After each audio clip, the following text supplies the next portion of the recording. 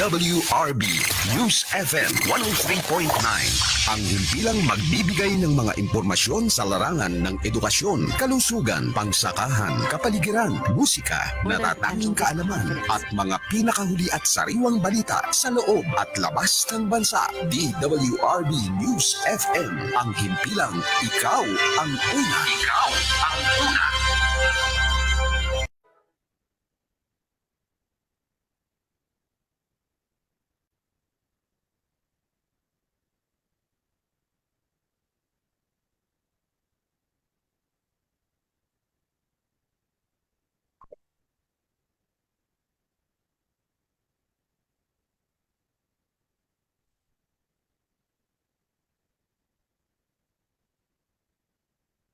Well, magandang umaga, Luzon, Visayas at Mindanao. Oo, at wala yung partner ko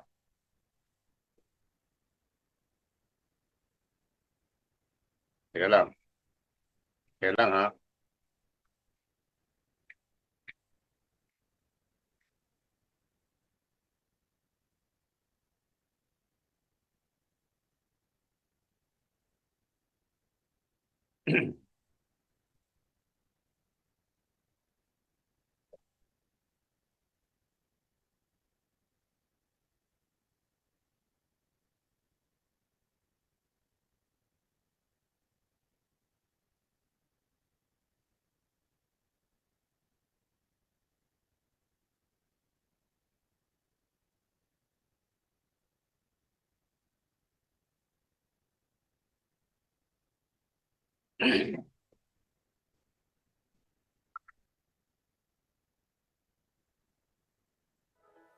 WRB News FM 103.9 ang himpilang magbibigay ng mga impormasyon sa larangan ng edukasyon, kalusugan, pangsakahan, kapaligiran, musika, natatanging kaalaman at mga pinakahuli at sariwang balita sa loob at labas ng bansa. DWRB News FM ang himpilang ikaw ang una. Ikaw ang una. WRB News FM 103.9 ang himpilang magbibigay ng mga impormasyon sa larangan ng edukasyon, kalusugan, pangsakahan, kapaligiran, musika, natatanging kaalaman at mga pinakahuli at sariwang balita sa loob at labas ng bansa. DWRB News FM ang himpilang ikaw ang una. Ikaw ang una.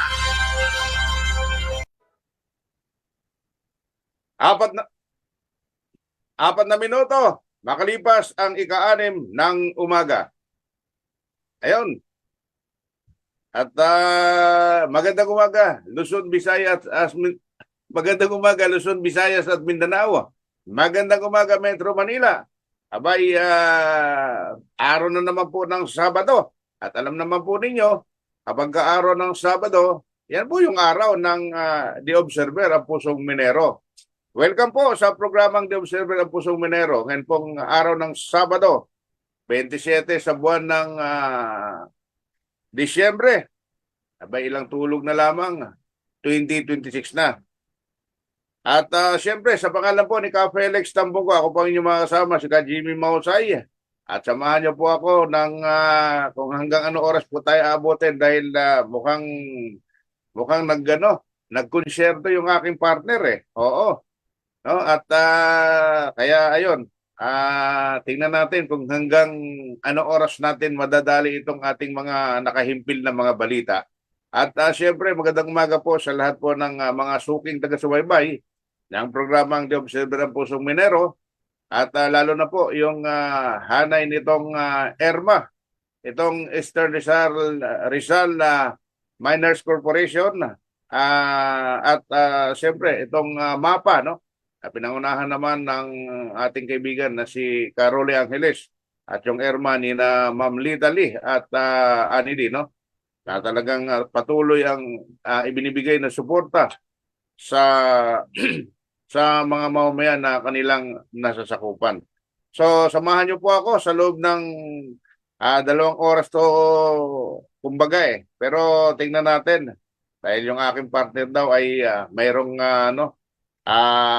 medyo namamaos, mayroon daw nagkonsyerto raw kagabi, kaya hindi po ninyo makakasama yung inyong iniidolong si Ka Felix Tambongko, kaya pagtiyagaan nyo muna po ako, ha?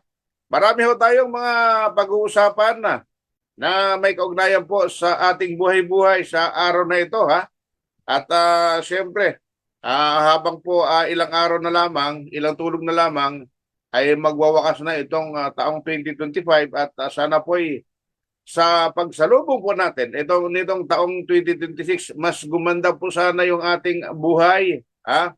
Yung ating mga kababayan na kapuspalad, sana po guminhawa man lang ng kahit na kaunti at sana po tayo po lumaya na sa matitinding anomalya. Tinamaan na magaling yung matitinding korupsyon sa gobyerno. Tinamaan ng aswang. Oo, kasi matatapos na lamang po yung taong 2025 Mukhang nabudol daw po tayo, nung ating presidente ayon sa ibang mga netizen dahil sabi ng ating presidente daw, mayroon daw pong magpapasko ng corrupt na mga opisyal ng ating gobyerno sa kulungan. Pero bakit ho sa ngayon ay ala para ho silang nakikita. Pero siyempre, malamang itong ating mga nakahimpil na balita, unahin po muna natin bago ho natin ratsadahin yung iba pang mga may kaugnayan na mga balita, no? Unahin po natin itong balita mula dyan sa bahagi ng siyudad ng Navotas. Abay, balita ko po pala ito. 2 barangay sa Navotas City, diniklarang drug-free ha? Oo. At ngayon po ninyo yung aking balita mula dyan sa Navotas. Idiniklara ng Philippine Drug Enforcement Agency o PDEA na clear na sa illegal na droga ang 2 pang barangay sa Navotas.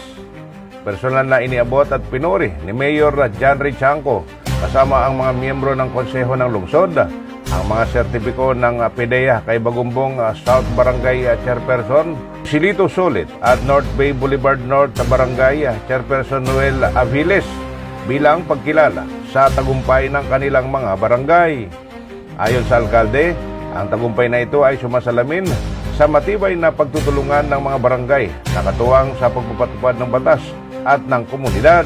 Kaya naman hinikayat nito ang mga nabutenyo na maging mapagbantay at iulat ang anumang kahinahinalang individual o aktibidad sa text GRT at patuloy anyang magtulungan upang manalo laban dito at panatilihing ligtas ang lungsod at mamamayan nito. Sa 18 barangay ng Navotas, ang Bagong Bayan South at North Bay Boulevard North, ang ika-15 at ika-16 na barangay na idineklarang drug-cleared. Kasama sila sa iba pang barangay na matagumpay na napanatili ang kanilang drug-cleared status katulad ng North Bay Boulevard South NBBS, Dagat-Dagatan NBBS Proper, NBBS Kaunlaran, Navotas East, Navotas West, Tansa 1, Tansa 2, San Rafael Village, Bagong Bayan North, Sipak Almacen, Bangkulasi, Danghare, San Jose at San Roque. Idiniklara ng PDEA ang 2 barangay bilang drug-cleared simula noong Disyembre 18 ng taong ito.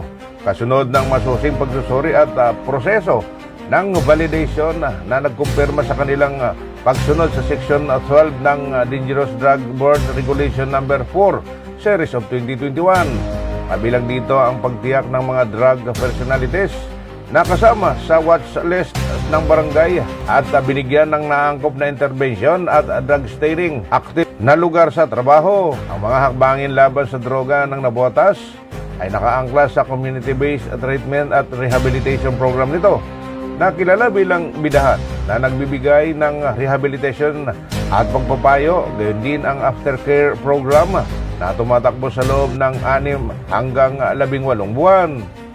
Bukod sa Bidahan, patuloy na pinalalakas ng pamahalang lungsod ang kanilang kampanya laban sa droga sa pamamagitan ng drug awareness at prevention lectures para sa mga estudyanteng nabotenyo, random at mandatory drug testing para sa mga empleyado ng City Hall at Barangay, gayon din ang mga benepisyaryo ng bidahan program at sustained drug clearing ng mga barangay. Jimmy Mausay para sa The Observer News, DWRB 103.9 News FM, ikaw ang una.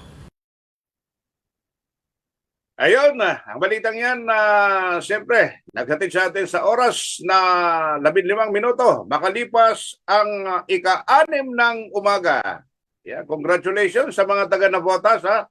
Yung dalawang barangay na idiniklarang drug-free ng Philippine Drug Philippine Drug PDEA, no? Philippine Drug atin naman na magaling na yan, no. Basta PDEA, ha?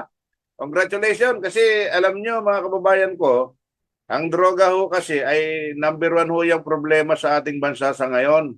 Ha? Dahil sa droga ay nakagawa ng hindi kaaya-aya, hindi maganda yung ating mga kababayan. Nakakapanakit ng kapwa dahil dulot ng wala sila sa maayos na pag-iisip. Ha?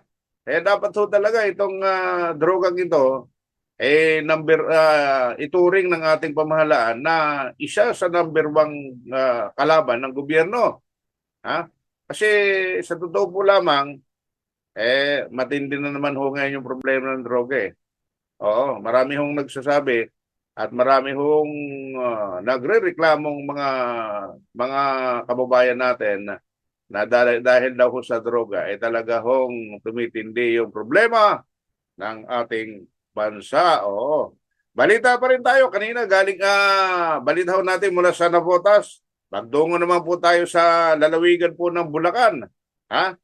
Yan daw Bulacan na nagkaroon ho kasi ng inspeksyon na itong kamakailan ang itong hanay ng kapulisan at mismo yung provincial government ng Bulacan doon sa mga paputok diyan sa Bukawi, Bulacan. Alam niyo, malapit na ang pagsalubong ng bagong taon kaya binibigyan ho ng babala at itong ating mga kababayan na kung ano ho yung legal at illegal na mga paputok. Kaya nga ho, yung Bulacan ho, isinusulong ang pagbuo ng kooperatiba para sa maliliit na negosyanteng pyrotechnic.